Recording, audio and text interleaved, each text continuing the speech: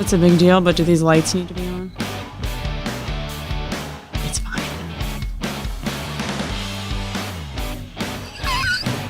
Hey, everyone, and welcome to Washington Live. My name is Greta Clemens, and I am your host today. And I just want to start off by apologizing if you do see some flashing, strobing lights, or for some reason we randomly just cut off, or there's any other technical difficulties. We're just having some. So we're having some technical difficulties. So just bear with us. We're still going to have a really fun interview. This Washington Live is sponsored by KCTC, so thank you, Casey. We appreciate you.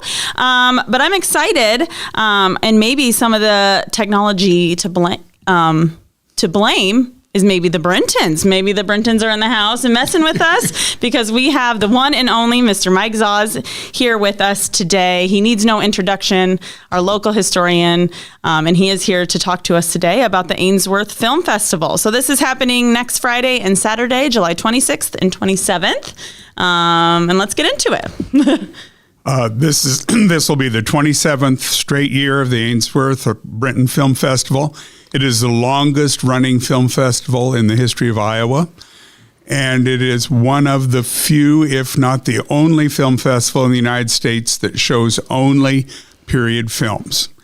And the newest film that I will show, and I may not even show it, is 1908. He said that before we started, and I said 1908. So actually, I have the very first film ever made, and that was 1874. It's very unexciting. It lasts about 2.5 seconds, and it's an eclipse of the moon. And it was done in Japan. Wow. That's kind of impressive, though. What'd you say, 1880? 74. Wow, 1874. That's crazy. So how long has the film festival been going on? Like I said, this is the 27th year, so whatever that subtracts to be. And we've been able to do something new pretty much every year. We now have sound from the Brenton Film Collection. There was sound, but we didn't know how to retrieve it. Mm-hmm. And the Library of Congress helped us with that. And 2 years ago, we were able for the first time to play some sound, and I'll do some this year as well. And the sound is even older than the films. Wow. Some of the sound goes back to, pre-1890, probably. Jeez. Okay. And one of the things that I may do is when we were showing the documentary Saving Britain in mm-hmm. England several years ago, it was right after a royal wedding. And they said, we've been showing in England all of the films of all the royals, the very earliest films mm-hmm. of the royals. And I said, well, do you have the sound? Why, no, the sound doesn't exist. And I said, it does. And if you pay my way, I'll come over and play it for you. So what I may do next Friday and Saturday is I might play the Funeral March of Queen Victoria, which is a real fetching tune. Really exciting. Yeah. Wow, that's really cool. So the film festival, are you just showing the Brenton films? Or is it the real old ones are not Brenton films, but usually I just show the Brenton films. Yeah. But we'll also be showing Magic Lantern slides. Magic Lantern slides are one of the oldest forms of entertainment in the world besides the human voice. They were showing Magic Lantern slides back technically 1,000 years ago or so. Oh, wow. And most people have never even seen them or heard of them. Mm-hmm. And one of my favorite stories when I was traveling with the movie, we were at Rice University in Texas, and there was a couple that had seen the movie, really liked it, promoted it. They had a blog, and they put it on the blog, and it brought a lot of attention to the movie. And they were experts at Magic Lantern slides. Mm-hmm. So I was going to do a Magic Lantern show there with slides from the Brentons. And I did it, and then I asked them, was it like it should be? They are the national experts in Magic Lantern slides and had never seen any projected. Oh my gosh. Because they're so rare. Yeah. And this collection has over 1,300 Wow. in it. And I have about 30 that I'll show this next week that have not been shown before. That is so cool. And this is part of the collection you found? This is part of the Brinton collection that was in a basement on South Avenue C. Wow, that is crazy. Yeah. So we have an example here. We can show you one of these, actually 2 magic lantern slides. Vanna Matt is gonna show that up for us, so you can kind of get a preview of what you can see at the film festival. We had them better before. Where we go? Thank you. These are all hand painted. There was no way to reproduce color until the 1920s. So all of these slides and the movies that we may show that are color are all hand painted. This one is Francis Scott Key pointing to the Star Spangled Banner. And then from that, he wrote the words that we know as our national anthem. Mm-hmm. And here's this one is older than that. This goes back to Molly Pitcher, if you remember your junior high history. Here she's loading a cannon in the Revolutionary War. Wow. Thank you, Vanna. That's okay. But you're one of the few people that's ever projected a magic lantern slide on television. Yeah, way to go. Wow. So those are just a few examples you can see if you go to the film festival next weekend. So when they have those, how did they watch them? Did they just like move them in and out, or how does it? Well, I have a magic lantern. Yeah. And it's projected on a screen. Oh, okay. So you just show up the thing. Okay. Got it. And before you see the magic lantern slides in the movies, we have an ice cream social, courtesy of the Dairy Mart. Ooh, yum. And so you might just want to come just for the ice cream. And then we'll show these, and the community provides cookies, and there's no cost to get in, but we appreciate free will donations and all of the money that goes to support the Opera House. Awesome. So next weekend, Friday, Saturday, 26th, 27th at the Ainsworth Opera House. Starting at 7 o'clock. 7 o'clock. That was ice cream first. Ice cream, cookies. Yeah. Get sugared up, and then you can check out some really cool films. But I haven't decided exactly what films to show yet. But when we were in New York City, I showed a film of the Brooklyn Bridge. And it was one that they had not seen before. Time Magazine asked my permission, and they put a site on Time Magazine so people could look it up and watch that movie. Oh, wow. And that was kind of fun. Yeah. And when we were in San Francisco, showed a movie there of Theodore Roosevelt going down the main street of San Francisco. Wow. That's cool. When we were out there showing movies, they took me to the spot where the film was made. And so, but it's just great fun. And like I said, the color films are hand painted. And one of them that I particularly like, I've shown at the Library of Congress, and they have a copy of it there. And they say that it is the most dramatic use of color in the history of film, because most of the film is black and white, and then just when the heroine comes in, she's color. But that is another way of adding to the movie that we can't do anymore because we're all color. Yeah. But they could just make her color. Besides her. That's cool. and it's fun. And Frank Brinton talked about his color movies, and he said, I employ women in Paris, France to paint the films because no one in the United States is good enough, just those in Paris. And we have pictures of the women in Paris painting them. Wow. And they're 35 millimeter films, and they were using paint brushes with just a couple hairs in the brush. And each, you would paint one color on a frame, pass it to the next woman, she'd paint another color, and keep going. Keep moving. But if there were 16 frames per second, so, even a 5-minute film had lots of frames. Mm-hmm. And some of the films, you can tell better people painted one color than painted another because they didn't stay in the lines. And so you get motion that isn't supposed to be color motion. But anyway, these are specific to the period of time. And some of the films that we'll be showing, we have the only copy of those films on Earth. And I've had a lot of people saying this happened in Iowa, but Frank and Indiana Brenton were the most noted traveling entertainers in the center part of the United States. They went from Texas to Minnesota. No one else dared even come to this area because they knew no one would come to see theirs because the Brentons were better. Wow. The town of Paris, which is just outside of Washington to the southwest, had a population of about 20. When they did a show there, they could get about 1,000 people to a show 3 nights in a row. And there was no railroad there. Everybody had to walk or come by horse. Wow.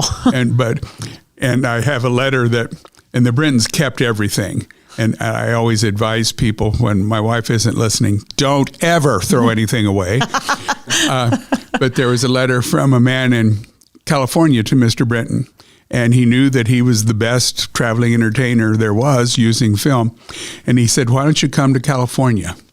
And Frank never even considered it because he knew he could get 1,000 people in a town with 20 people. Mm-hmm. And Iowa had more people in 1905 when the letter was written than California did. So why go to California? He didn't have to publicize his shows because people knew it. Yeah. Wow. And they were based here in Washington.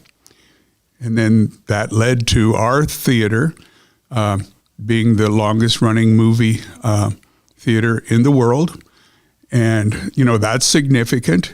When we talked about that, traveling around the world, we know there are a lot of people from all over the country have come here just because of that theater. Yeah, it is a really cool thing that we have here in Washington. Right. So very cool. Let's take a really quick break. And then when we come back, I'm very intrigued by the Brentons. So let's take a break. And when we come back, we'll get into a little more details about them. Federation Bank is a locally owned bank providing award-winning customer service. We believe that we are more than just a federation of banks, but a federation of communities, serving Brighton, Richland, Wellman, and Washington, Iowa. Federation Bank's highly skilled staff is here to make sure you are able to accomplish your personal and professional goals, whatever they may be. Federation Bank, your family bank.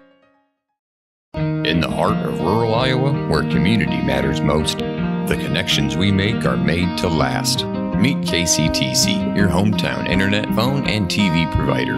At KCTC, we're not just about technology, we're about people. Our dedicated team are your neighbors, committed to bringing you top-tier services right where you live. We believe in giving back to the community that raised us. Experience the power of a real connection with KCTC. Join us in building a stronger, more connected Southeast Iowa. At Seafirst Credit Union, we're all about making connections, like how we connect you to that dream vacation with a savings account designed to help get you on the flight there. Connect with Seafirst today and see why together is better. And welcome back to Washington Live. We are extremely happy because I don't think we've had any technical difficulties thus far, knock on wood. Thank you, Brentons, for letting us film because we're blaming it on them for giving us a delay there. No. If you've missed the first half, I have been joined with Mr. Zaz, and we are talking about the Ainsworth Film Festival and all things Brenton. So we were just talking about how Washington has the oldest movie theater, which is extremely cool, and it is part of the Guinness Book of World Records, right? And I know you kind of helped get that in there. They don't do book anymore. It's just Guinness World Record. Just Guinness World Record. Okay. And it wasn't movies. The word movie, I can always tell if people haven't looked into things very much because the word movie didn't start till World War I. Before that, they were moving pictures. So if people talk about old movies, no. Old moving pictures. Old moving pictures. So there you go. So, but how I got this collection was just pure chance. was in August of 1981, and I literally ran into somebody on the street. We bumped into each other, and he had known that I was interested in the Brintons because of their flight, because they were building flyable airships in 1890. Jeez, they just did it all. when the Wright brothers were still in junior high in Cedar Rapids, and they went to junior high in Cedar Rapids. And when we showed the movie in North Carolina and they said first in flight, I made sure that while I was there, they said second in flight because they actually did some flying in Cedar Rapids. So I bumped into this man, and he knew I was interested in the Brintons. He was cleaning out his dad's basement right by the junior high, and his father had been Mrs. Brinton's executor, and he moved everything that had to do with entertainment and records to his house when she died in 1955. It hadn't been touched since. So I loaded 3 pickup loads of stuff out of the basement, took it to my room at school, and kids with camel hair brushes cleaned off the slides and things. And people said, well, you didn't let kids handle the real stuff. I always let kids handle the real stuff, because how are they ever going to learn? And they never caused a problem ever. And so we cleaned them, and then the movies are now all at the Library of Congress, and they're real nice to me at the Library of Congress, because when I go there, they let me go back on the shelves and take things off, and nobody else gets to do that. But for some reason, the Brinton movies have not deteriorated when other movies from that period of time not only deteriorate, they're cellulose nitrate, which is very explosive. And there were movies that are moving picture theaters that exploded when the film exploded. And there were, I think in Nebraska, there was 90 people killed, and one in Indiana, there was 70 people killed. It was dangerous. And I have the Brintons movie projector, and you crank it by hand. There's called the fire door that you hold down with one hand. And if the film catches on fire, you drop the fire door, put out the fire. Then in the instructions it says, after the fire is put out, continue with your program. I don't know that there's still, don't know whether there's going to be any audience left at that point. But cellulose nitrate is very explosive. And when I had the projector restored, only one person in the country was able to do that. He's in California. He said, do you have original films? And I said, about 150. And he said, are you going to show them on this projector? And I said, no. He said, good, because if you would, I would not touch it. He was working at the University of Mexico in Mexico City in their film collection when it exploded and blew debris 3 football fields away. It's just like a bomb. That's insane. And we kept him in a box in our our shed. And the Library of Congress said there's absolutely no reason, because it wasn't cool in the summer, it was, it wasn't warm in the winter and everything. They said there's no reason that these films should have survived, and everyone did. That is crazy. And actually some of the films that are at the Library of Congress have deteriorated since they've been there. And they have ideal conditions. So, and that is so interesting. I'm considered an expert in early film, which I am not, but just because I've been around them a long time. But what I think is, back in those days, there was no standard processing of the film. And so some of them could have more chemical residue on them than others would cause some of them to deteriorate, where others don't. Wow. So. I just think that whole story is fate. You running into the guy, you're the one that found him, of all people. So it was just perfect match after match. And they were stored in a basement that had a coal stoking furnace and rats. So everything was semi-unpleasant. Yeah, everything was stacked against them, and look at it. We cleaned it up. And we have donated the Brinton collection to the University of Iowa, to Special Collections. They have over 3,000 special collections there. And it used to be, when we were on a shelf, the next collection to us was all the papers of Tom Brokaw, who some people have heard of. Anyway, and we got to meet him there one time. Anyway, now there's only one collection that has its own room out of the 3,000. And that's the Britton collection. And the reason for that is, and I was just there this week, the reason for that is it is the most used collection of all the collections at the University of Iowa. Wow. And you wouldn't think that, but we have so much material that's one of a kind. And so and I've had people say, well, what's this worth? And I say, there's no difference. If you have one of a kind, there's no difference whether it's priceless or worthless. Because if something happens to it, you can't replace it. So, Yeah. but, Wow. and we had one room for the Britton collection. They've now expanded it. We have 2 rooms, and they're keeping a space for some of my collections there as well. Very cool. That's a really cool story. And if you haven't seen or you would like to see, you have a whole movie about it called Saving Brinton. Where can you watch that? Is it on any certain channels? I don't know. I'm not a computer person. I'm showing it tonight for a private organization, a private party. But it's available. You can buy it here in town. Okay. And most documentary films have a life of about a year. And we are in year 8, and it's still going. Yeah. And we almost... we made it to the last step before an Academy Award nomination. Yeah, that's really cool. And we had 250 Academy Award voters coming to watch it in Hollywood, and we went out so we could answer questions. And the day before, one of their fires started and closed the interstate, and 200 of the voters couldn't come. So we don't say that kept us from being nominated, but we know it didn't help. It didn't help. Yeah. Strong factor. Yeah.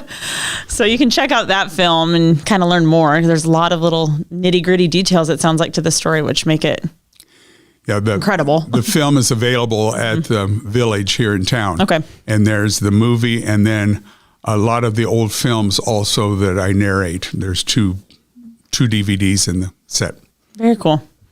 Awesome. Well, again, we have been talking about the Brintons, but this is all because there is a film festival happening next weekend, Friday and Saturday, July 26th and 27th at the Opera House, in Ainsworth. At 7 o'clock. 7 o'clock. 7 o'clock on the dot. Ice cream, cookies, free will donation to help support the Opera House. And you can see the